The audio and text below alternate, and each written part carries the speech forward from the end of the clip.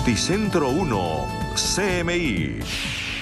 Buenas noches, bienvenidos a las noticias. Los siguientes son los 3 hechos más importantes de hoy en Colombia. Luego de 16 días de búsqueda, fue hallada la avioneta de matrícula HK2803 que cubría la ruta Araraquara en San José del Guaviare, en la cual viajaban 7 ocupantes. Luego de la intensa búsqueda, fue hallada la siniestrada, la aeronave, en la vereda Palma Rosa del municipio de Solano, en el departamento de Caquetá, hasta donde llegaron militares expertos en rescate y pobladores de la zona. Organismos de socorro y fuerzas militares siguen en la zona con los operativos de búsqueda para dar con el paradero de los 4 hermanos de 13, 9, 4 años y una bebé de tan solo 11 meses. Ampliación de esta noticia en nuestra emisión nacional a las 9 de la noche. Grave emergencia vial en el resguardo Huellas en Caloto, Cauca, luego que una chiva se saliera de la carretera y cayera a un abismo. El vehículo se salió en una curva y preliminarmente se reportan 2 muertos y al menos una docena de heridos. Ampliación de esta noticia en nuestra emisión nacional a las 9 de la noche. Avanza el proyecto de reforma a la salud en la Comisión Séptima de la Cámara de Representantes. Hoy fueron aprobados 21 proyectos que presentaban proposiciones. El ministro de Salud, Guillermo Jaramillo, aseguró que hay que consolidar las propuestas realizadas al articulado. Ampliación de esta noticia en nuestra emisión nacional a las 9 de la noche. Las siguientes son las noticias más importantes del mundo hoy. Por la delincuencia y el terrorismo, Estados Unidos pide a sus ciudadanos reconsiderar sus viajes a Colombia. Presidente de Ecuador, Guillermo Lasso, se presenta al juicio político en su contra y asegura que su inocencia es irrefutable. Contraofensiva de Ucrania acaba con depósito de misiles rusos. Exalcalde de Nueva York y exasesor de Trump, Rudolph Giuliani, es acusado por agresión sexual. Gobierno de Perú lanza nueva crítica al presidente Gustavo Petro. Con Margarita Ortega y Bianca Gambino.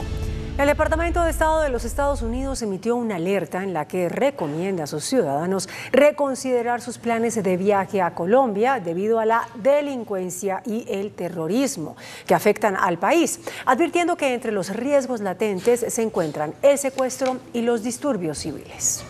Pese a los esfuerzos de paz del Estado colombiano, en los últimos meses se ha registrado un recrudecimiento de los actos violentos y de inseguridad que no pasaron desapercibidos para el Departamento de Estado de los Estados Unidos, que advirtió a sus ciudadanos sobre los posibles riesgos de viajar a Colombia e incluso les recomendó reconsiderar sus planes de viaje al país. De hecho, el gobierno estadounidense lanzó una advertencia de viaje de nivel 3, encendiendo las alarmas por los diferentes grupos y estructuras al margen de la ley que se encuentran activos y continúan ejecutando crímenes en Colombia. El Ejército de Liberación Nacional, las Fuerzas Armadas Revolucionarias de Colombia, Ejército del Pueblo, las organizaciones terroristas Segunda Marquetalia, así como el Clan del Golfo y otras organizaciones criminales, continúan operando y realizando atentados en Colombia. En las sugerencias a sus connacionales, el Departamento de Estado señala además que entre los riesgos se encuentran el secuestro y los disturbios civiles, mientras clasifica a Arauca y Norte de Santander como 2 regiones que están completamente restringidas para los ciudadanos del país norteamericano debido a los problemas de seguridad que reportan, advirtiendo que la última región es peligrosa no solo por la falta de garantías en Colombia, sino por el riesgo que puede traer si se acercan a la frontera con Venezuela. La Asamblea Nacional de Ecuador inició el juicio político contra el presidente Guillermo Lasso. El mandatario, acusado de presunto peculado, afirmó que no hay pruebas ni testimonios en su contra y que es inocente.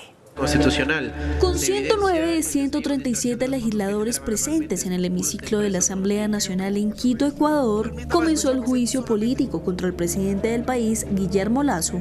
La oposición lo acusa de peculado o malversación de fondos públicos por no actuar tras supuestamente tener conocimiento de que algunos funcionarios otorgaron a terceros de forma fraudulenta varios contratos de la empresa estatal Flota Petrolera de Ecuador. Aquí se le está juzgando al presidente de la República. En la sesión de este martes, que se instaló a las 10 de la mañana, intervinieron los 2 legisladores designados como interpelantes. Durante 2 horas los legisladores sustentaron la acusación contra el mandatario. Luego el presidente Guillermo Lasso tuvo la oportunidad para defenderse de la acusación. Pese a que tenía disponibles 3 horas para ejercer su defensa, el mandatario utilizó tan solo 49 minutos. Admito que ha sido instructivo ver cómo se las ingeniaban para tratar de armar una trama medianamente verosímil con hechos que ocurrieron en el año 2018, cuando este gobierno ni siquiera existía. Lasso sería destituido si el Congreso logra una mayoría suficiente de más de 2/3, es decir, al menos 92 del total de 137 asambleístas. Cabe recordar que el presidente Lasso ya eludió con éxito una moción para destituirlo en junio de 2022, cuando en plena ola de protestas del movimiento indígena, el mandatario solo acumuló 80 votos y la oposición no logró su objetivo. Ucrania confirmó la interceptación de varios misiles hipersónicos rusos de última generación que fueron lanzados en un nuevo ataque nocturno ordenado por Moscú contra Kiev. Kiev fue nuevamente blanco de ataques aéreos de Rusia, descritos por un funcionario como de intensidad excepcional, en el cual se utilizó un gran número de misiles y drones lanzados por tierra, mar y aire que buscaban causar graves destrozos en la capital ucraniana. Sin embargo, las Fuerzas Armadas de la antigua República Soviética informaron que al menos 18 misiles fueron derribados por los sistemas de defensa que protegen a la ciudad. Pese a que algunos de ellos eran misiles hipersónicos de última generación Kinzhal, los cuales superan 10 veces la velocidad del sonido con un rango de alcance hasta los 3.000 kilómetros y pueden cambiar su trayectoria en el aire para eludir a los sistemas antimisiles, aunque las defensas ucranianas fueron capaces de neutralizar 6 de estos cohetes. Mientras Rusia asegura que su ataque dio en todos los objetivos en momentos en los que ha incrementado su campaña aérea anticipando una ofensiva de Ucrania, que se reivindicó la reconquista de 20 kilómetros cuadrados de territorios en torno a la asediada ciudad de Bakhmut. Mandatarios de Europa se reúnen en Islandia para mostrar unidad frente a Rusia, país al que quieren hacer rendir cuentas. Los líderes de los 46 países del Consejo de Europa se reunieron este martes en Islandia, un año después de haber excluido a Rusia para exhibir unidad frente a Vladimir Putin. Esta cumbre en Reykjavik es la cuarta de esta organización paneuropea en sus casi 75 años de existencia y busca encontrar fórmulas para que Moscú responda legalmente por la destrucción y los crímenes provocados por la invasión a Ucrania. El fiscal especial de Estados Unidos critica al FBI por lanzar su investigación sobre la trama rusa de Trump. John Durham, el fiscal especial encargado en 2019 por el entonces secretario de Justicia William Barr de investigar si hubo irregularidades en la apertura de una investigación sobre la trama rusa de la campaña de Donald Trump en las elecciones presidenciales de 2016, ha hecho público el informe con el resultado de 4 años de trabajo. Aseguró que el FBI nunca debió abrir una investigación sobre Trump y Rusia. El informe de más de 300 páginas también afirma que el FBI utilizó inteligencia en bruto, sin analizar y sin corroborar, para lanzar pesquisas sobre el equipo de campaña del republicano y sus posibles lazos con Moscú. A pesar de criticar fuertemente el comportamiento de la agencia y de que el informe no aporta grandes novedades ni desvela ninguna conspiración, como la que el expresidente aseguraba que sacaría a la luz, sí sirve para alimentar la narrativa de Trump de que es objeto de una persecución injusta por el uso político del FBI y del Departamento de Justicia. Barr abrió esta investigación entonces tras la insistencia de Trump en que su campaña había sido objeto de espionaje antes de las elecciones de 2016 por parte de la inteligencia estadounidense bajo las órdenes del entonces presidente Barack Obama. Rudy Giuliani, el exabogado de Donald Trump y exalcalde de Nueva York, fue denunciado por acoso sexual por una de sus empleadas, quien exige una compensación de $10 millones. En la denuncia impuesta por Noel Dunphy, quien trabajó con Giuliani desde 2019, se le acusa al hombre de 78 años de hacer numerosas referencias sexistas, racistas y antisemitas, lo que hizo el lugar de trabajo insoportable. Algunas de las acusaciones también salpican directamente a Trump, con quien Giuliani tuvo una extensa relación, primero como simpatizante y luego como abogado.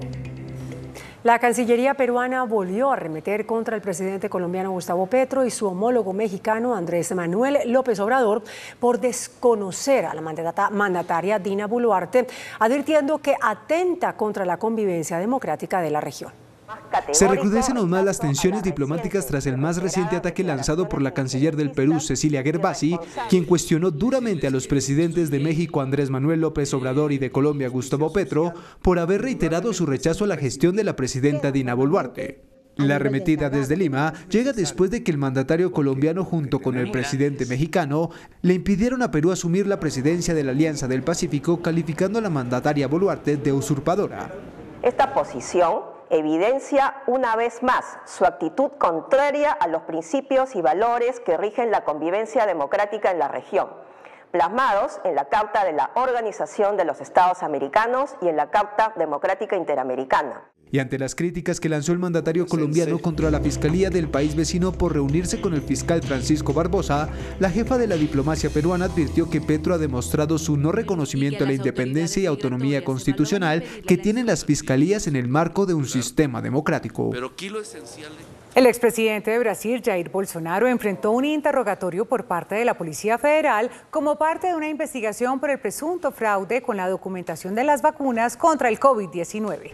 Las autoridades brasileñas buscan determinar si el líder ultraderechista falsificó certificados para que él y su familia pudieran cumplir con los requisitos de vacunación para viajar a los Estados Unidos. Bolsonaro ha rechazado haber cometido alguna acción indebida, señalando que nunca afirmó estar vacunado ni presentó documentos que indicaran que lo estaba. El ciclón Mocha dejó al menos 60 muertos a su paso por Birmania, nación del sudeste asiático donde la población afectada aguarda por ayuda tras la devastación causada por el fenómeno meteorológico que al tocar tierra con vientos de hasta 195 kilómetros por hora se convirtió en el más potente en azotar esta área en una década, destruyendo edificios, derribando postes eléctricos y dejando incomunicado a gran parte del territorio mientras arrasó con las aldeas y campamentos de la perseguida población rohingya, dejando pérdida de vidas a gran escala.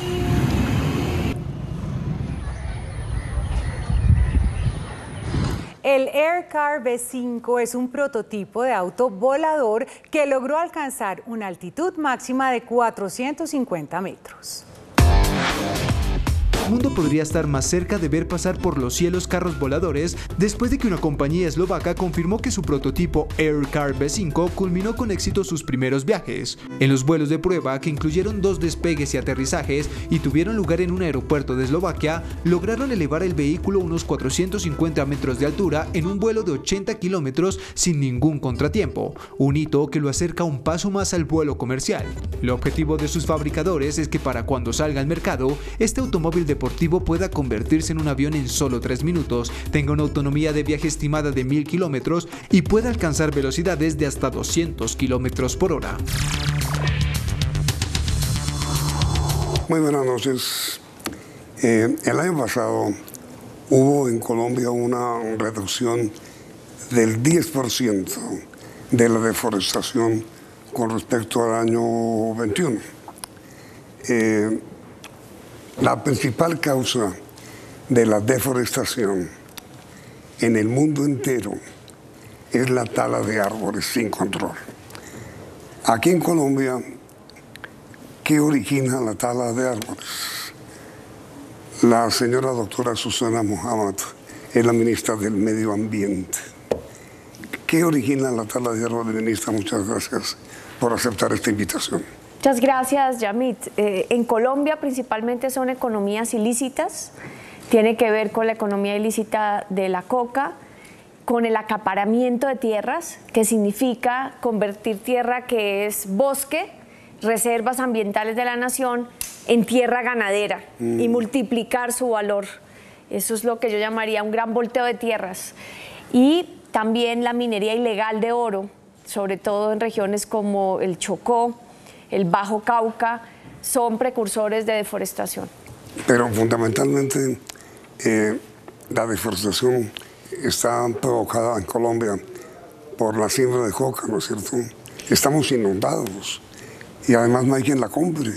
Es por la siembra de coca en unas regiones, hay 28 núcleos de deforestación. Norte de Santander. Sí, algunos núcleos como el Catatumbo, como el norte de Nariño, tienen que ver con la siembra de coca, parte del Pacífico en cultivos de coca industriales, Y en otras regiones como el norte de la Amazonía es el acaparamiento de tierras, y en otras regiones como el Bajo Cauca es también, por ejemplo, la minería ilegal de oro, y en el Chocó. Entonces dependiendo del núcleo, hay diferentes causas. Pero el descenso que ocurrió el año pasado en la deforestación, ¿a qué se adjudica? Fue principalmente generado en la Amazonía, norte de la Amazonía, sur del Meta, Caquetá, Guaviare, que normalmente contribuían el 60% más de la deforestación de todo el país desde el año 2017 para acá. Y esta vez logramos reducir en esa región entre un 15 a un 25%. Sin embargo, se nos subió la deforestación en otros núcleos como el sur de Bolívar, como la serranía del Perijá, y entonces ahí es donde se balancea. Pero ¿qué atribuyó que en ese arco de deforestación amazónica lográramos controlar? Yo creo que dos factores. El primero, el trabajo de cambio de la política, de pasar de judicializar campesinos que deforestaban a empezar a trabajar con ellos en acuerdos sociales, y la expectativa que esto ha generado en las comunidades campesinas. Y el segundo, el proceso de paz total, en donde con el alto comisionado pusimos en los diálogos exploratorios con los grupos que están allí un gesto humanitario de no deforestar, y va a ser, si se consolida la mesa de negociación o la mesa de diálogo, uno de los puntos. Por primera vez la agenda ambiental entraría con fuerza en la agenda en esa región, pero ya también entró en la agenda con el ELN, y esperamos que en el tiempo eso también empiece a ayudar a bajar la presión sobre estas economías ilícitas. En la Amazonía no hay siembra de coca, ¿o sí?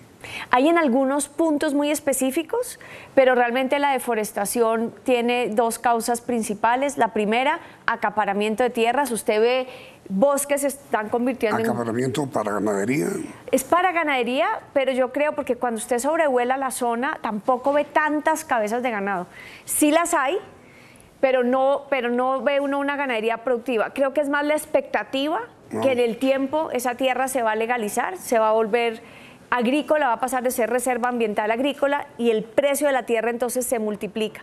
Es también una forma de lavar dinero de la economía ilegal del oro, de la coca, entonces también está atada a otras economías ilícitas.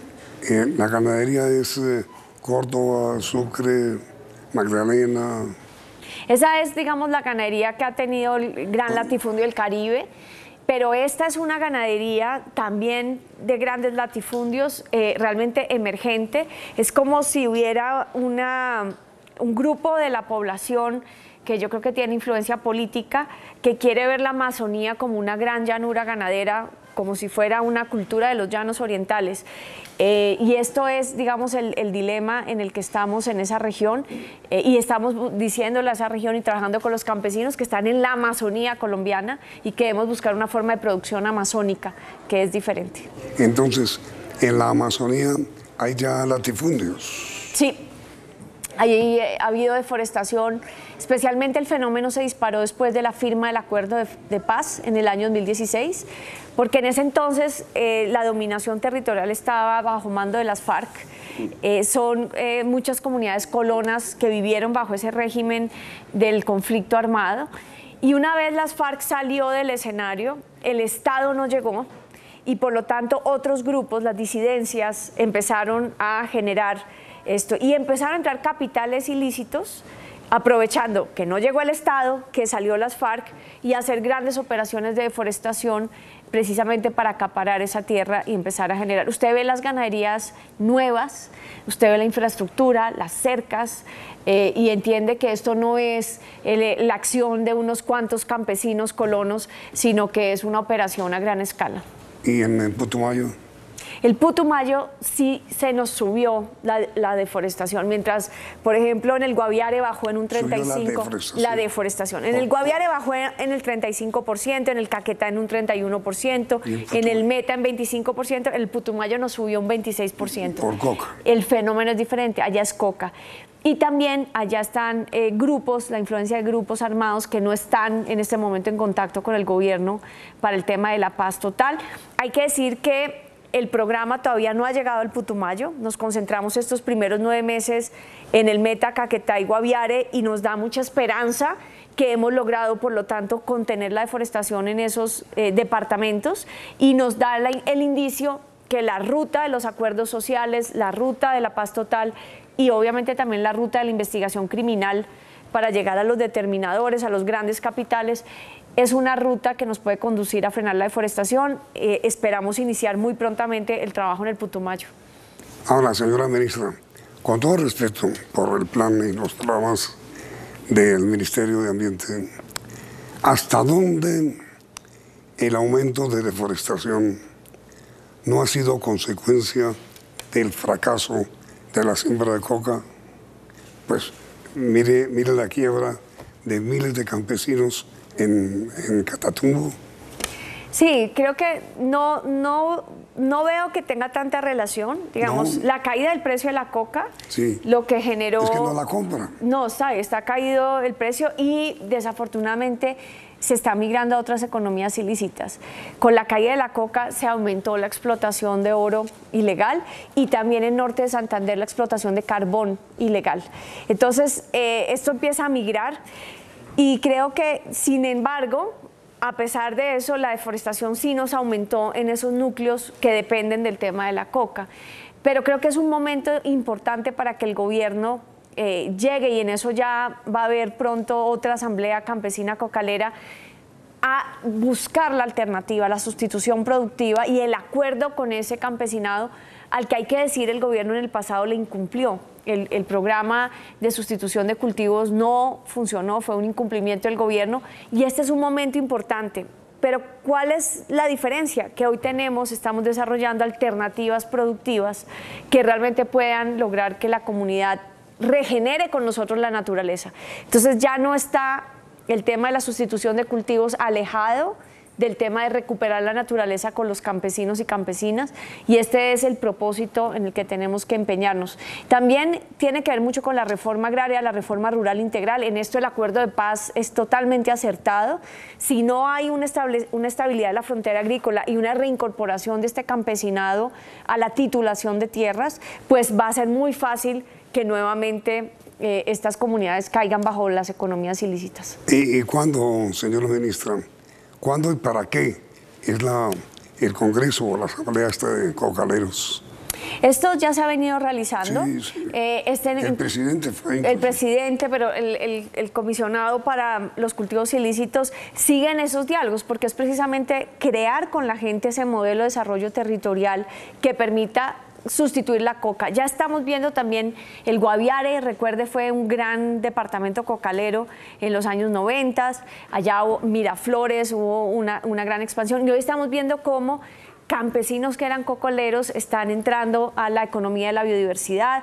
Hace poco abrimos una planta de procesamiento de Sachainchi, creada por una asociación campesina en ese proceso, y hay alternativas que se están generando. Entonces es buscar precisamente la estabilidad sobre la tierra de ese campesinado, la producción y la posibilidad de producir y la reforma agraria, porque si no, pues entonces queda a medio camino el proceso. No es solo sustituir el cultivo, sino generar seguridad económica y social a estas familias.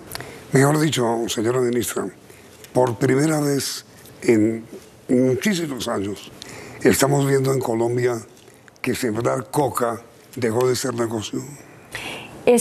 Por lo menos en este momento sí, y no había pasado. Nunca. Y hay muchos factores que han generado esta reducción del precio. Nadie la compra. Se dice que en un principio, cuando se acabó el proceso de paz, mejor dicho, se firmó el proceso de paz y hubo este acuerdo, el mercado de la coca cambió totalmente y grupos mexicanos vinieron a promover la siembra de coca, pero generaron una oferta excesiva y eso es lo que estamos viendo ahora. También la coca empieza a ser reemplazada en países como los Estados Unidos por otras sustancias como el fentanilo, que empieza a generar otro tipo de mercado, aunque todavía obviamente la cocaína es una droga muy utilizada en el mundo, pero sí empiezan a haber muchos factores que generaron esta crisis económica en la economía cocalera. Sí, parecería que influye mucho también el cambio de drogadicción, digamos, de parte de los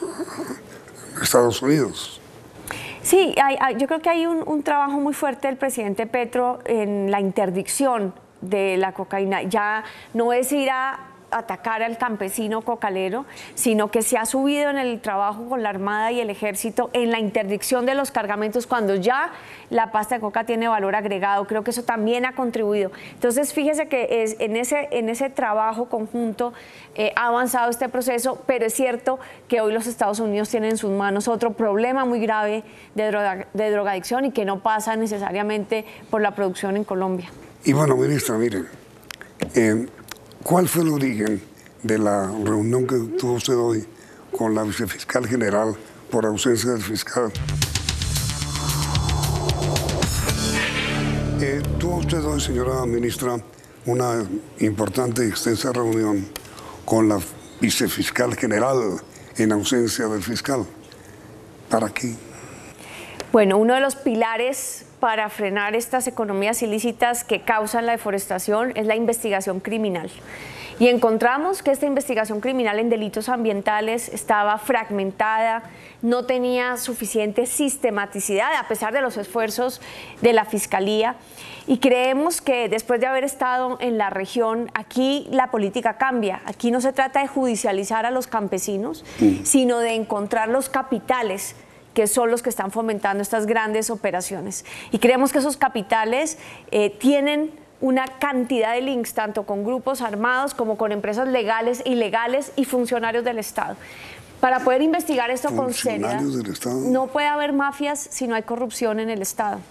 Y esto es algo que se tiene que investigar porque si no podemos estar capturando campesinos que están deforestando sin llegar realmente a cuáles son las economías precursoras.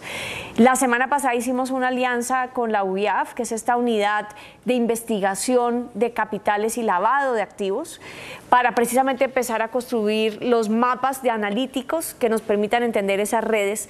Pero era muy importante que tengamos un trabajo mancomunado con la Fiscalía, porque quien hace la investigación criminal en este país es la Fiscalía. Entonces, hoy con la vicefiscal, en ausencia del fiscal, yo quería reunirme directamente con el fiscal. Él delegó a la vicefiscal, pero a mí me parece que las instituciones tienen que trabajar conjuntamente. Nos reunimos para aunar esfuerzos, Fiscalía, Ministerio de Ambiente y la UIAF, y hacer un programa de investigación de contexto sistemático para lograr llegar como meta a la judicialización de grandes capitales del país que promueven la deforestación. ¿Y cómo es el asunto, señora ministra, de la participación o intervención de funcionarios del Estado en el narcotráfico? Por ejemplo, se empiezan a ver en muchas zonas de la Amazonía nuevas colonizaciones, se forman juntas de acción comunal, se sacan cartas de colonos que se legalizan, se empieza a hacer en notariado y registro de tierras que han sido previas de deforestación. Hemos tenido hasta gobernadores en algunas regiones que han hecho vías ilegales en la Amazonía, que hoy son trochas de deforestación. En los puertos del país, cuando se exporta la madera, las especies de fauna silvestre, cuando sale también todo este procesamiento de cocaína, pues es evidente que todo esto no entra y sale del país sin que nadie lo vea. Sí. Entonces, tiene que haber corrupción a lo largo de la cadena. Esto precisamente es el poder de las mafias, que pueden ir comprando en el proceso funcionarios públicos, y es por eso muy importante entender cómo funcionan estas economías ilícitas, cuál es su lógica, para poder llegar al punto clave, que son los capitales. Si nos quedamos solamente en los hechos, en las flagrancias, por ejemplo, hubo 1.500 arrestos el año pasado de deforestación, sobre deforestación, pero esto es la casuística, los casos específicos del territorio, pero no logramos todavía llegar a ese funcionamiento de las economías. ¿A quién orienta todo eso? El que orienta, el que tiene el capital y el que se está rentando realmente, el que realmente está rentando. ¿Y la Fiscalía qué está haciendo sobre el tema? La Fiscalía está trabajando, nos explicaron hoy, en unos grupos de investigación regionales y también tratando de aunar esfuerzos, pero vimos que necesitábamos más trabajo en analítica de datos, en inteligencia. No puede esto simplemente ser un proceso de casos y ser más ágiles frente a entender estas cadenas, porque ellas sí se transforman, migran, avanzan y el Estado se ha quedado rezagado. Entonces, aunar esfuerzos, poner información conjuntamente, trabajar para que la Fiscalía pueda tener una investigación criminal más fuerte. Hablamos también de la necesidad de formación de peritos para que las pruebas no se caigan frente a los jueces y la necesidad también de formación de los jueces sobre el tema de delitos ambientales, que es una ley relativamente nueva y que tiene entonces problemas procesales. Estaba el Ministerio de Justicia, el Ministerio de Defensa, o sea, va a ser un trabajo mancomunado para tomar fuerza sobre ese pilar clave, porque uno puede trabajar con los campesinos en el territorio, pero si los determinadores no tienen ninguna consecuencia de su acción y siguen influyendo sobre estas economías ilícitas, pues también estamos ahí perdiendo la batalla. Ahora, parecería que lo mejor que puede ocurrir es esta sobreproducción de hoja de coca para que el campesinado se dedique a producir cultivos diferentes. Sí, es una oportunidad y esa oportunidad el Estado la tenemos que tomar ya. Por eso el Alto Comisionado está en conversaciones en regiones específicas. Es el momento para que el Estado, nosotros lleguemos con contundencia a ofrecer alternativas y trabajar de la mano con esta base social. Y ministra, sobre eso de la eventual intervención de funcionarios públicos en todo este negocio, ¿eso no está también vinculado a Bogotá, digamos el gobierno central, agencias? Yo creería que por lo menos sí puede haber lavado de activos que tiene que pasar por los centros financieros de las ciudades y tendríamos que ver la extensión realmente de esa cadena de corrupción. Ahorita obviamente no me atrevería a ir más allá. Pero la Fiscalía está trabajando ahí. Es lo que queremos. En Bogotá, digamos. Lo que queremos es mirar, las cadenas pasan por Bogotá, pasan por Medellín, pasan por los puertos. Precisamente el fenómeno ocurre en el territorio, pero las consecuencias financieras de eso van más allá. Y por eso es con esta unidad de investigación de lavado de activos que tenemos que hacer la trazabilidad de los capitales. Y digamos, señora ministra, que la justicia a nivel de jueces también ha sido contaminada. No lo puedo decir afirmativamente, yo creo que en la historia del país eso se ha visto.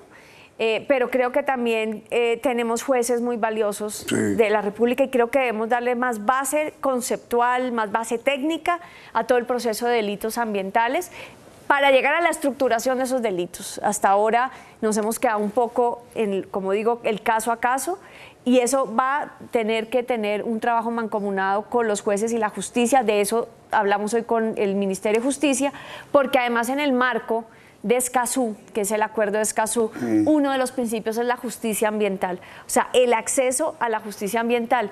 Y fíjese algo muy curioso que hemos venido trabajando con la JEP y incorporamos un artículo en el plan de desarrollo, es que las víctimas del conflicto armado están solicitando reparación de sus territorios. El ambiente ha sido también una víctima del conflicto armado y sus comunidades y por lo tanto hay un artículo que se llama Pago por Servicios Ambientales para la Paz que ya pues legalmente con la firma este viernes del Plan de Desarrollo por parte del presidente Petro vamos a empezar a implementar porque esa restauración ambiental, ese acceso a la justicia ambiental hace parte del acuerdo de Escazú y hace parte de los acuerdos de paz del país. ¿Y por qué escogieron Inírida? La estrella fluvial del Inírida.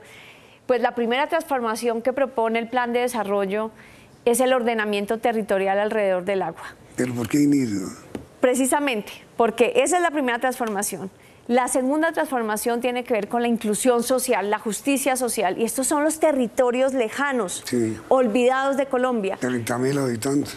Donde se une nuestras culturas ancestrales, donde se une nuestra biodiversidad, donde se une el agua y donde se une también el olvido del Estado, y eso es un mensaje muy poderoso que este gobierno quiere precisamente resarcir esos temas con este plan de desarrollo. Pero digo, no se quedará eso simplemente en la ceremonia del próximo viernes? No, tenemos un trabajo intenso. Vamos desde el sector ambiental, ya el jueves vamos a ir entregando proyectos que se han venido trabajando con las comunidades. Estamos estableciendo un pacto con los indígenas frente al cuidado de la biodiversidad y el beneficio que ellos deben tener de la biodiversidad. Todo lo que es la Amazonía oriental, en donde la gobernanza es principalmente indígena, queremos fortalecer esa gobernanza y es uno de nuestros pactos políticos más importantes, no solamente del presidente Petro, sino del sector ambiental, de este pacto con los indígenas. Entonces, estas zonas del oriente de la Amazonía colombiana, las más preservadas del país, son zonas con las que tenemos que fortalecer esa gobernanza, precisamente porque hacia allá va la deforestación, porque tenemos amenaza también en las fronteras de estas economías ilícitas, y entonces ese pacto hay que sellarlo ya porque se juega el capital natural del país. Y señora ministra, mire la pregunta final. ¿En qué va la cumbre de presidentes en la Amazonía? Trabajo muy intenso, es muy emocionante. Hay un compromiso político de reactivar y darle dientes a la organización del Tratado de Cooperación Amazónica, a los 8 países amazónicos. Y tendremos... ¿Van los 8 presidentes? Sí, en Brasil. En agosto. En agosto. Y en julio tendremos la preparatoria con los ministros de Ambiente en Leticia, donde vamos a buscar trabajar ese acuerdo que los presidentes van a comprometerse y también escuchar e interlocutar con la sociedad civil, con las autoridades indígenas, con los científicos, para tener una base sólida del trabajo que harán los presidentes en agosto. ¿Es un acuerdo sobre qué, señora ministra? La pregunta de fondo es cómo salvamos la Amazonía. El bioma amazónico, dicen los científicos, si llega a un 20% de destrucción, llega al punto de no retorno, que significa que no se puede regenerar solo. Y este bioma amazónico hoy tiene una afectación del 17%. Entonces, en la realidad para el mundo, estamos a punto de pasar el punto de no retorno de la Amazonía, y la Amazonía es el tercer pilar realmente para la estabilidad climática del mundo.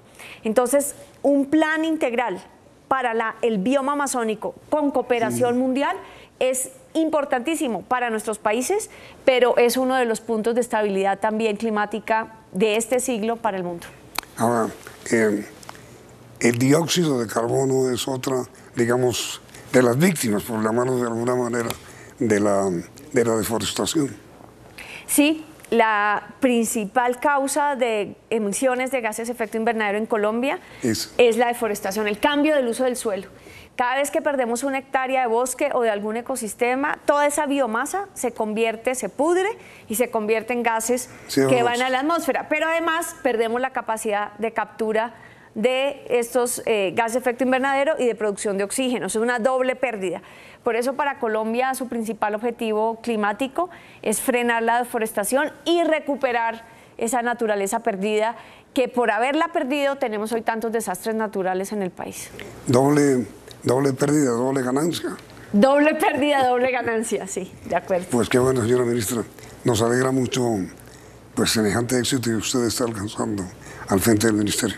Muchas gracias, es apenas un primer paso, es un indicador que muestra que por ahí puede ser, pero esto es una situación que hay que trabajarle todos los días, no podemos cantar victoria y tenemos que seguir trabajando duro para que en compañía de todas las comunidades indígenas, negras, pero sobre todo de toda esta ciudadanía interesada en estos temas, conjuntamente podamos salvar los ecosistemas del país.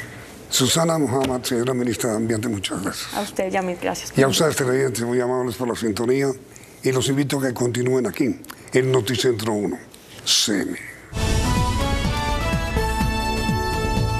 Noticentro 1, CMI. Encuentran avioneta accidentada. 3 adultos murieron. Afanosa búsqueda de 4 niños. Los niños que ocupaban la avioneta tienen 13, 9 y 4 años y un bebé de 11 meses. Decenas de soldados adelantan búsqueda desesperada de los 4 menores. Cae bus escalera a un abismo en Caloto, Cauca. 2 muertos, 12 heridos. Avanza sin contratiempos aprobación de reforma a la salud. Van 24 artículos aprobados de 139.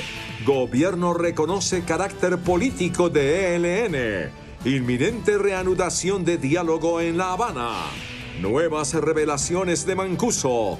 Afirma que presidente Petro y canciller Leiva eran objetivo militar del DAS. El ex jefe paramilitar denuncia alianza entre paramilitares y DAS para apoyar candidatura de Álvaro Uribe. Comunicado respuesta esta noche del expresidente Uribe. Aterradoras cifras de feminicidios en el país. Este año van 120 víctimas. Recomendaciones de competitividad para que el país sea más productivo. Comienza Festival de Cine de Cannes con Margarita Ortega y Bianca Gambino. Iniciamos nuestra segunda hora de noticias. Los organismos de socorro adelantan la búsqueda de 4 menores que viajaban en una avioneta que se accidentó en las selvas del Caquetá hace 2 semanas. En las últimas horas, las autoridades encontraron los cuerpos de los 3 adultos que viajaban en la nave, pero no hay rastro de los menores. Luego de 16 días de búsqueda fue hallada la avioneta de matrícula HK2803 que cubría la ruta Araraquara-San José del Guaviare, en la cual viajaban 7 ocupantes. Luego de la intensa búsqueda fue hallada siniestrada la aeronave en la vereda Palma Rosa del municipio de Solano en el departamento del Caquetá, hasta donde llegaron militares expertos en rescate y pobladores de la zona. Ya claramente se tiene que los 3 adultos fueron encontrados sin vida. Se trata del piloto, se trata del líder indígena Germán Mendoza y desafortunadamente la mamá de los 4 niños que en este momento se encuentran desaparecidos. Organismos de socorro y fuerzas militares siguen en la zona con los operativos de búsqueda para dar con el paradero de los 4 hermanos de 13, 9 y 4 años y la bebé de tan solo 11 meses. Tenemos la esperanza de que estén con vida. Se han encontrado indicios durante la tarde. Hablábamos ayer de los frutos que se encontraron del tetero y hoy en el puesto de mando unificado se hablaba de un cambuche que pudo haber sido utilizado por ellos, al menos por 3 personas. A la zona de búsqueda llegaron 25 militares de las fuerzas especiales, quienes ampliarán el rango de búsqueda para dar con los menores lo más pronto posible. Gracias al apoyo de un audio grabado por la abuela de los menores en su lengua nativa, se está haciendo el perifoneo con los sobrevuelos para tratar de ubicarlos. Se espera que en las próximas horas las autoridades trasladen los 3 cuerpos sin vida a San José del Guaviare para ser entregados a sus familias. Las fuerzas militares tienen desplegado todo un operativo de búsqueda en límites entre Guaviare y Caquetá para dar con el paradero de los 4 menores que se transportaban en la aeronave accidentada. 100 hombres de las fuerzas militares fueron enviados como apoyo a zona boscosa en límites entre los departamentos de Guaviare y Caquetá. Tropas que han sido insertadas en helicópteros del ejército. Una sola misión: encontrar a los 4 menores de edad que no aparecen. 10 aeronaves de muchas horas de trabajo y esfuerzo, de caminar con el agua al pecho para encontrar a cualquier colombiano que tenga un tipo de percances como el que hemos tenido. Estas son las edades de los 4 niños, una de 13 años, otra de 9 años, un niño de 4 años y otro de 11 meses.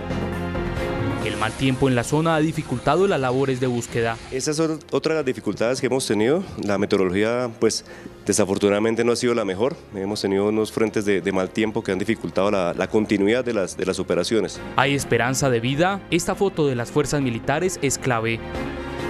Una maleta abierta de donde sacaron elementos y unas chanclas. Buscar sin parar. 3 perros dedicados a salvar vidas están en la zona. Un aparatoso accidente de tránsito que involucra un bus escalera se presentó en las últimas horas en Caloto, en Cauca.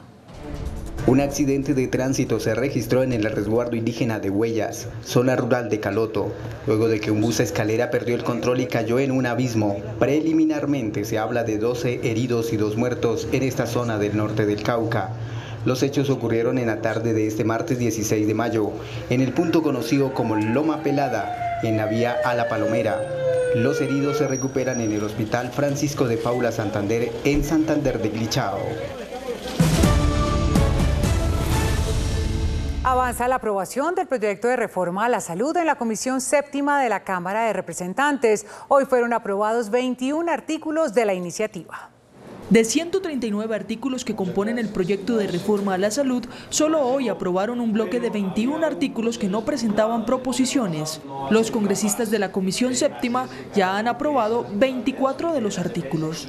Acceso expedito a los servicios de salud, es decir, que no haya dilaciones en el acceso a los servicios, el Plan Nacional de Salud Rural, que es súper importante, se aprueba un artículo que condona las deudas, los intereses de los morosos del INVIMA para que lleguen más recursos al INVIMA. El otro muy importante, el plan de formación de talento humano, así que no puede ser una especie de cofradía o un grupo selecto para la formación de especialistas, sino que se haga por mérito, así que avanzamos supremamente bien en la reforma a la salud. La oposición insiste en que el proyecto debe ser retirado. Lamentamos que esto siga adelante y que el gobierno y en particular el ministro haya decidido no retirar esta inconveniente reforma. Lo que se ha aprobado hasta ahora realmente no ha sido lo que ha generado las discusiones entre el gobierno y los partidos otrora de gobierno, hoy el partido de la U, el Partido Conservador Independientes y el Partido Liberal que sigue siendo de gobierno. Entonces estos artículos realmente no son de fondo, hay algunas cosas con las que incluso yo podría estar de acuerdo. Mientras que el ministro de Salud Guillermo Jaramillo aseguró que las propuestas realizadas al documento deben ser consolidadas. A este nivel, en este momento, lo que debemos es complementarlo. Yo creo que el proyecto hoy no es como se presentó. La ministra Corcho abrió un compás para que pudiera aportarse mucho y estamos continuando en ese proceso, que es lo que quiere el señor presidente, de llegar a acuerdo con todos los sectores para tener la posibilidad de que todos podamos estar tranquilos con respecto a este proyecto. Mañana continuará el debate a las 8 de la mañana en la Comisión Séptima de Cámara. Fuertes críticas se realizaron varios exministros de salud y algunos actores del sistema al proyecto de reforma a la salud. En medio del debate de reforma a la salud se abrió la puerta a varios exfuncionarios y expertos para que realizaran sus apreciaciones sobre el proyecto. Las críticas más fuertes fueron las de los exministros de salud, Fernando Ruiz y Alejandro Gaviria. El Reino Unido se gastó 20 billones de dólares. 90 billones de pesos montando un sistema en el año 2002 que duró 10 años implementando y fracasó. Un sistema igualito. A veces me cuesta creer que esta sea una reforma de un gobierno que se dice de izquierda. Esta reforma terminará en un sistema mucho más segregado. La falta de claridad sobre el futuro papel de las EPS sigue preocupando a algunos actores del sistema. Esta reforma tiene unos problemas de fondo, tiene unos problemas de forma, tiene problemas en su trámite que probablemente no la van a hacer viable. Una de las voces escuchadas fue la de Juan Carlos Giraldo, director de la Asociación Colombiana de Hospitales y Clínicas, quien alertó que la deuda de las EPS, el Estado y varios operadores con esos prestadores ascendió a los 14 billones de pesos.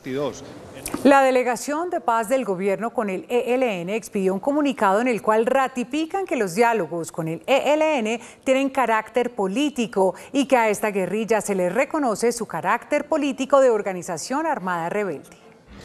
Hoy la Mesa de La Habana trató de acercar posiciones para superar la minicrisis del fin de semana y retomar la discusión de los temas del cese bilateral del fuego, participación de la sociedad en la construcción de la paz y los alivios humanitarios.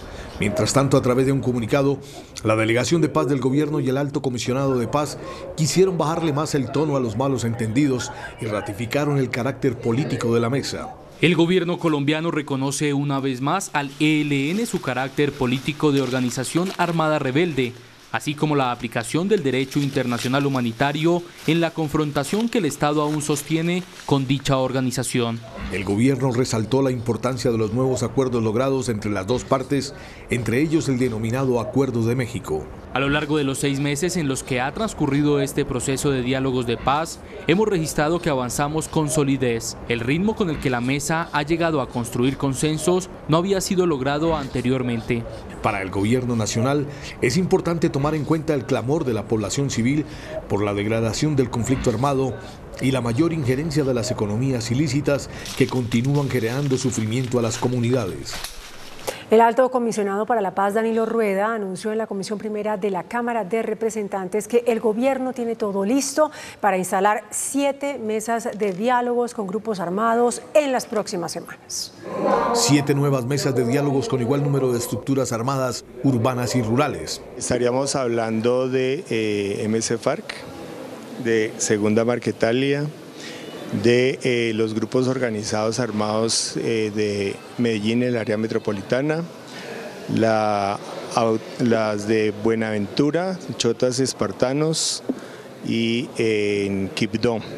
Estamos hablando de las autodefensas de la Sierra Nevada.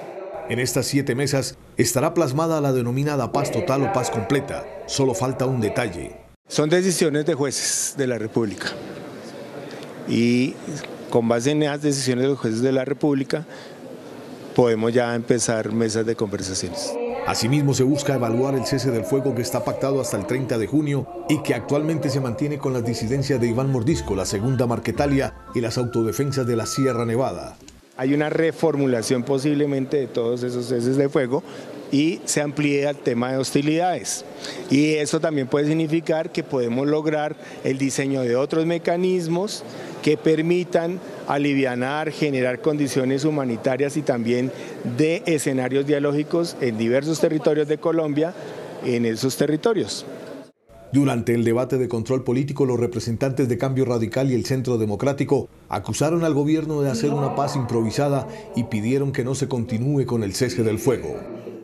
Las disidencias de Iván Mordisco, más conocidas como Estado Mayor Central, anunciaron que la continuidad del cese del fuego bilateral con el gobierno entra en evaluación y que en los próximos días anunciarán si este se mantiene o reinician actividades ofensivas contra la fuerza pública en todo el país.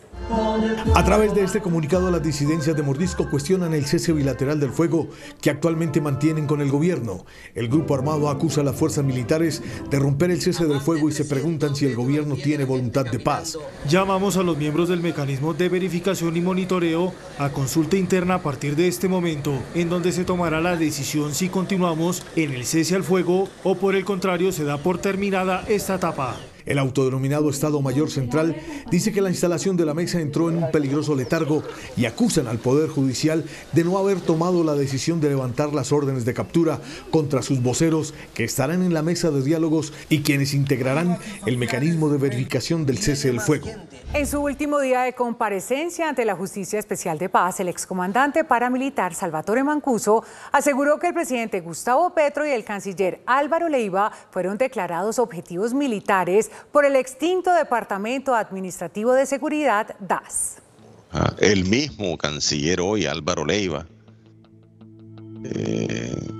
el mismo presidente Gustavo Petro, fueron parte de los objetivos militares que nos entregaba el señor José Miguel Narváez. El presidente y el canciller hacían parte de listados de objetivos militares que el DAS le entregó a las autodefensas, según aseguró Mancuso. Decía que no se podía permitir la participación de ellos porque Leiva primero era un vocero, un miembro de la guerrilla, que Leiva Durán era una persona que desde siempre había defendido los intereses de la guerrilla.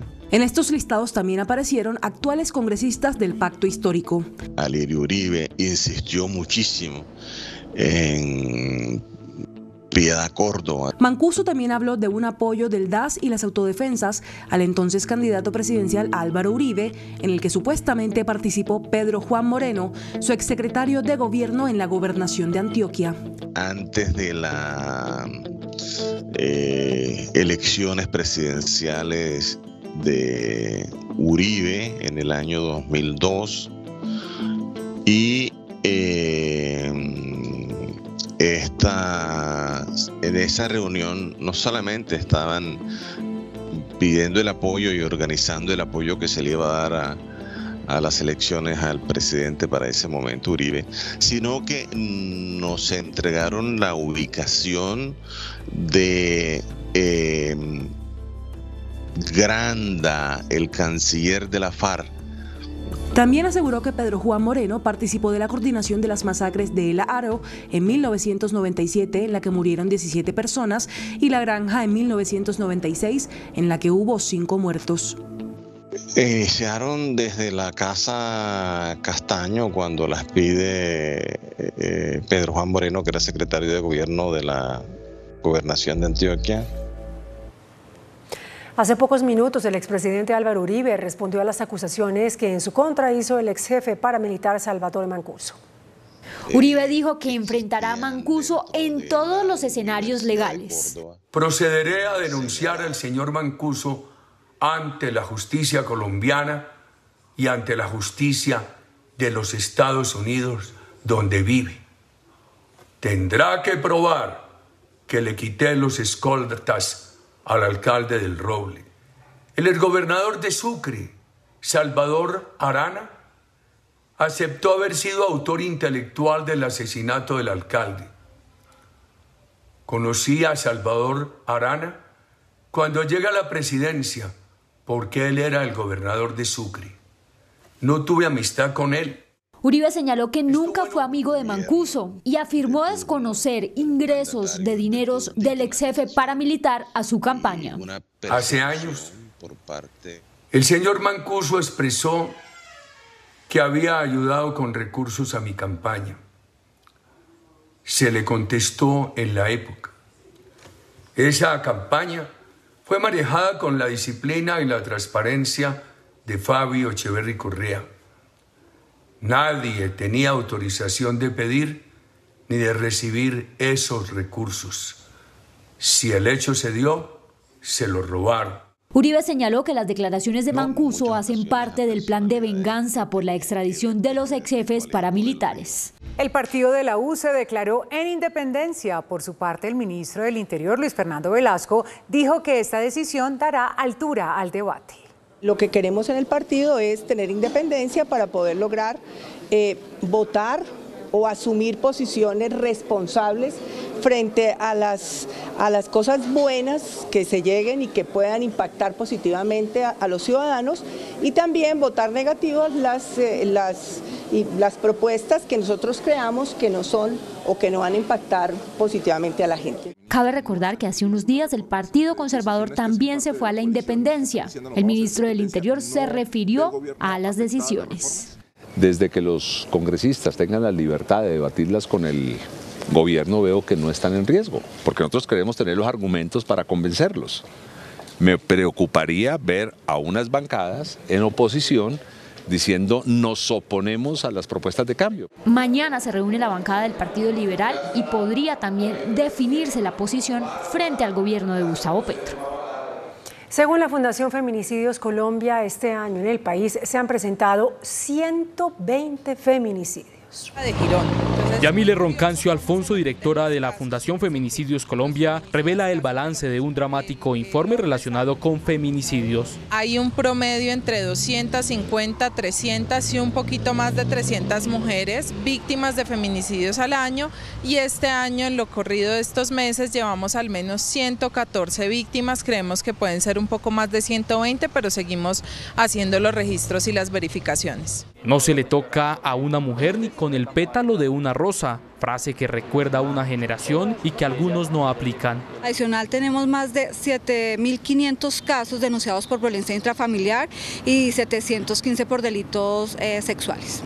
Algunas mujeres tienen temor de denunciar. Hay un subregistro, eso es evidente, las mujeres estamos denunciando las violencias, pero también es cierto que hay muchísimas mujeres que no denuncian la violencia porque a veces se afecta la confianza en la institucionalidad. Bueno, lo que más se denuncia por parte de las mujeres son las agresiones físicas, verbales y psicológicas. Uniformadas de la policía también son víctimas de este flagelo. Pues como todos somos seres humanos, y estos casos también lamentablemente se presentan.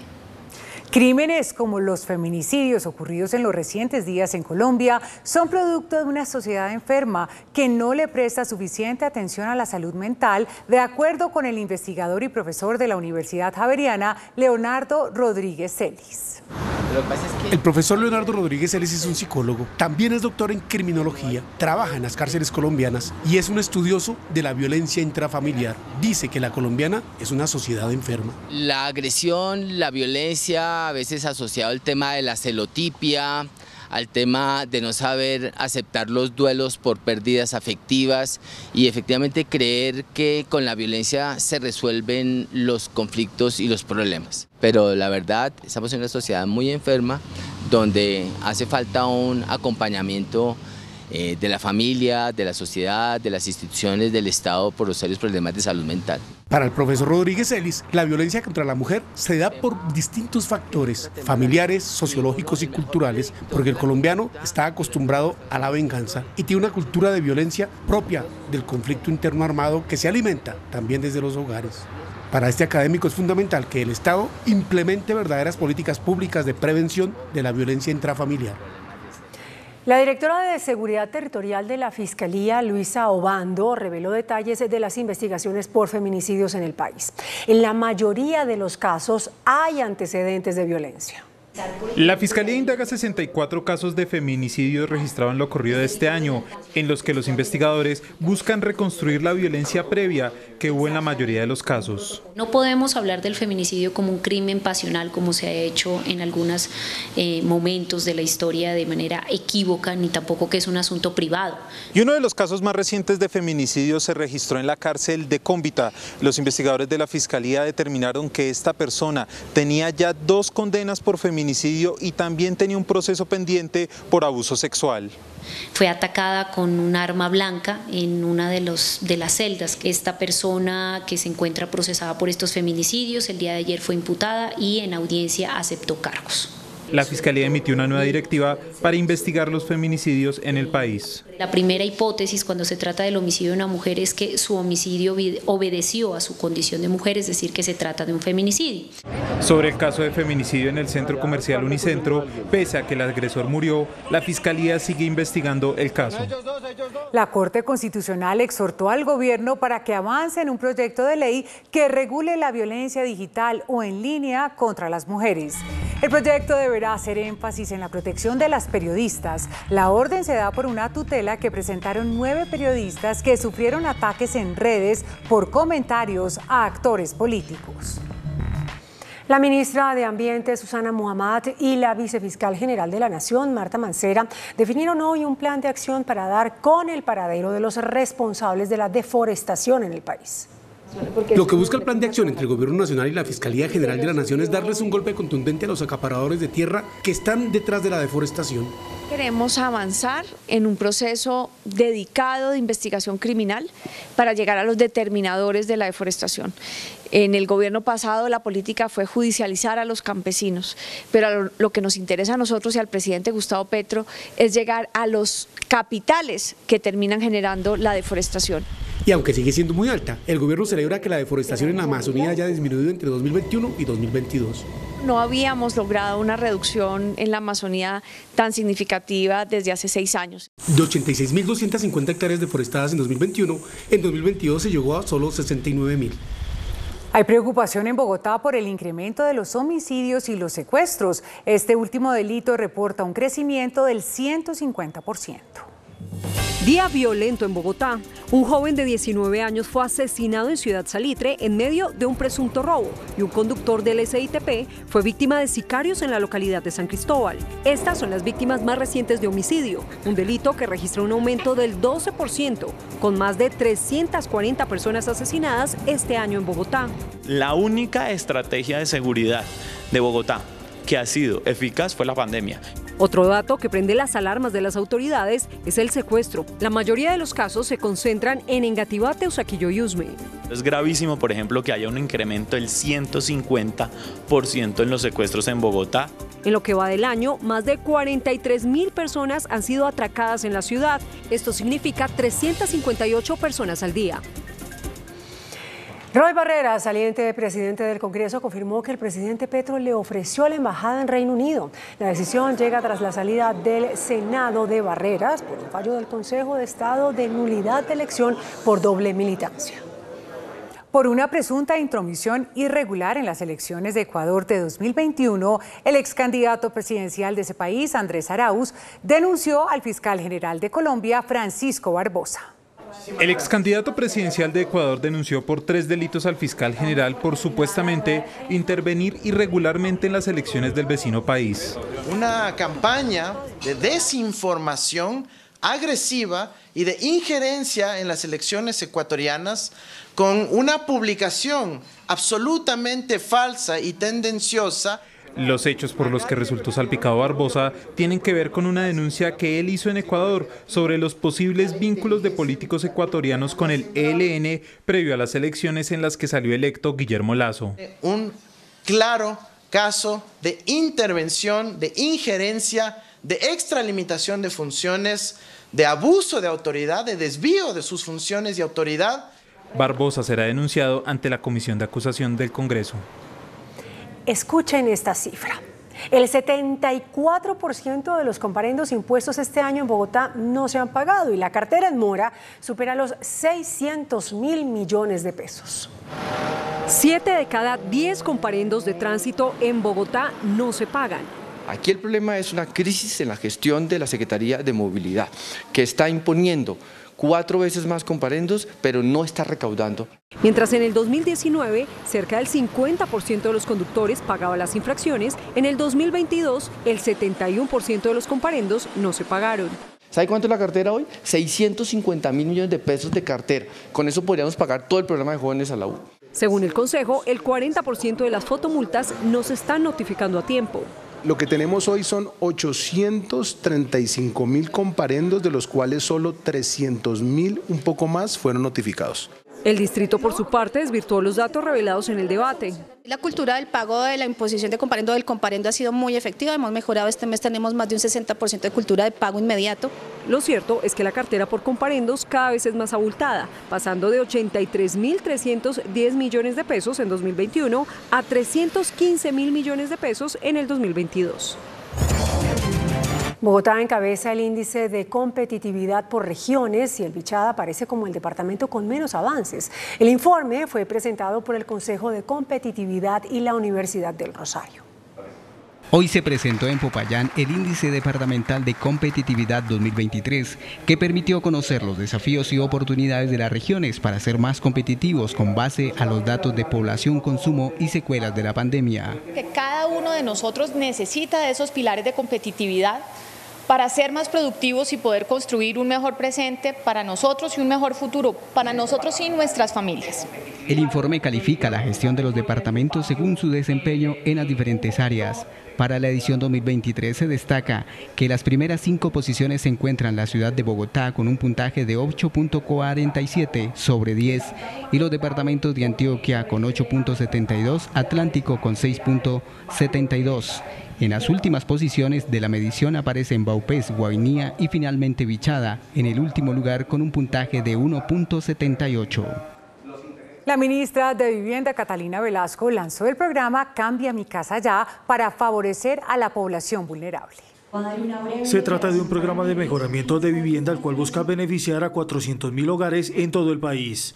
Se tendrá un monto de 4 billones de pesos para la financiación de proyectos de remodelación para la población que vive en condiciones precarias. Tienen una vivienda, un rancho, una choza, podemos llamarlo de 1000 maneras, una casita, un lugar para vivir, pero que las condiciones no son adecuadas para la dignidad. Con ello se busca dar apoyo a familias vulnerables y reducir el déficit habitacional en Colombia. Tiene un impacto importante en la economía, porque son recursos que entran directamente al tejido capilar del desarrollo económico. Las familias se podrán postular a los canales del Ministerio de Vivienda y gestores o asociaciones aliadas para la implementación del programa. El gerente del Banco de la República, Leonardo Villar, avaló el informe que advierte sobre los riesgos de pérdida de empleos que generaría la reforma laboral. Durante el debate de control político en la Comisión Tercera de la Cámara de Representantes, el gerente general del Banco de la República defendió el estudio del equipo económico que alertó sobre los riesgos de la reforma laboral. Pero el banco, obviamente con el beneplácito de la Junta, tiene una práctica y es promover la discusión de temas de interés nacional. Ya sobre el contenido reafirmó que se tendrá un impacto negativo en el empleo de 480.000 puestos de trabajo con la reforma. Además explicó que las empresas con menos de 50 trabajadores son las que estarían en mayor riesgo dado a los incrementos de los costos laborales. Incurrir en esos pagos adicionales a los trabajadores y eventualmente la respuesta que esos mismos empleadores tendrían de no contratar trabajadores por los mayores costos que conllevan. Invita a la discusión técnica para enriquecer el debate. A su turno, el ministro de Hacienda, Ricardo Bonilla, afirma que la reforma laboral no destruye empleo y no genera impacto fiscal. Para el jefe de la cartera de Hacienda, Ricardo Bonilla, no es cierto que la reforma acabe con puestos de trabajo, ya que por el contrario otorga un buen número de beneficios. En Colombia no hay curva de aprendizaje. Y la curva de aprendizaje que no existe no es un tema de los trabajadores, es un tema de quién lo contrata y el tipo de inversión con que está trabajando. Sobre la informalidad, el ministro Bonilla dijo que este índice dependerá del compromiso de las empresas. Si se revisan los cálculos de costos de la mano de obra, podría haber un traslado de formalidad a informalidad. Pero eso es una pregunta a los empresarios. Pues por no pagar horas extras, ¿usted quiere contratar por prestación de servicios? Asimismo señala que no tiene impacto sobre las finanzas públicas del país, a excepción de ser aprobado la licencia de paternidad.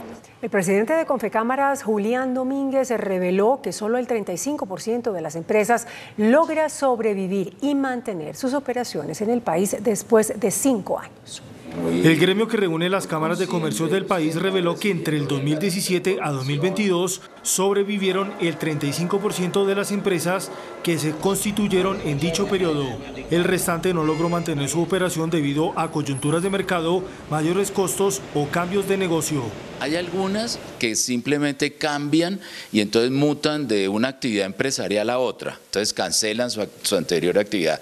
Por otro lado, hay un deterioro de las ventas, es decir, hay un tema efectivamente donde las empresas nos reportan que están dejando de vender. El dirigente señala que Colombia viene mejorando, acercándose a los niveles de la Organización para la Cooperación y el Desarrollo OCDE.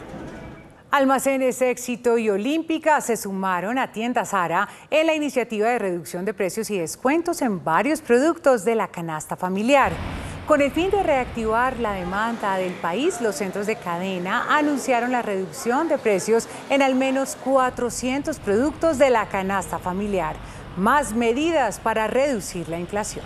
La ministra de Agricultura, Jennifer Mojica, anunció un billonario plan de inversiones para la compra de tierras. El acuerdo entre gobierno y Fedegan busca establecer las reglas de juego para la compra de tierras en el país. Se mantiene el compromiso de compra voluntaria y no expropiación. A la fecha se han ofrecido en total 890.000 hectáreas, de las cuales 326.000 son viables. De parte de Fedegan suman 448.000 hectáreas, siendo 120.000 con condiciones para el desarrollo de proyectos agrícolas. Tenemos que hacer un avalúo de las tierras para poder hacer las compras. El mecanismo que hemos activado en compra es el de la compra voluntaria. Como ven, tenemos un montón de sobreoferta y de hecho hay más oferta que no se ha tramitado ni gestionado porque, digamos, hasta ahora es que las estamos recibiendo. A esto le faltan también unas focalizaciones de compra que tenemos que cumplir. El plan de inversiones podría contemplar cerca de 3.5 billones de pesos. El índice de capitalización de la bolsa, que mide el comportamiento de las 25 principales acciones, cerró a la baja. El índice selectivo MSCI Colcap de la Bolsa de Valores de Colombia bajó 0,91% a 1.137 puntos. La acción del Grupo Bolívar fue la que más subió, con una valorización de 2,33% a 65.500 pesos. La acción preferencial del Banco Davivienda fue la que más bajó, con una pérdida de 2,56% a 19.000 pesos. La acción más negociada de la jornada fue la de Preferencial Bancolombia, al movilizar más de 12.000 millones de pesos, con una variación negativa de 1,9% a 27.350 pesos. El dólar cerró al alza. Indicadores económicos en Noticentro 1 CMI. La tasa representativa del mercado que regirá para mañana miércoles será de 4.531 pesos con 58 centavos. Los profesionales del cambio compran la divisa en promedio en 4.350 pesos y la venden en 4.420 pesos. Un euro cuesta 4.900 pesos con 60 centavos. La libra de café en Nueva York se cotizó a $1 con 90 centavos. El azúcar se transó en 26,8 centavos de dólar la libra. El barril de petróleo WTI se cotizó en $70 con 53 centavos. La referencia Brent para Colombia se cotizó en $74 con 78 centavos. Una acción de Ecopetrol cuesta 2.064 pesos. Medios españoles anunciaron la revelación en un documental de las fotos secretas del rey emérito Juan Carlos I y Corina Larsen. Corina Larsen vuelve a la carga con nuevas declaraciones y lo que queda más en la retina: las nuevas fotos de su vida íntima con el amante Juan Carlos Borbón. El documental de Sky y NBC se titula Juan Carlos, Amor, Dinero y Traición. Cuenta con la participación de Corina, entre otros testimonios de primer nivel, y muestra por primera vez imágenes inéditas de la relación que tuvieron ambos y que estuvo a punto de acabar con el matrimonio formado por Juan Carlos y la reina Sofía. Que la información que ella tiene puede de alguna manera... La serie, que se estrena el 21 de mayo, narra a través de 4 capítulos cómo el padre de Felipe VI pasó de ser el héroe que reformó a España con sus valores modernos, progresistas y democráticos a terminar exiliado en Abu Dhabi tras sus problemas con la justicia.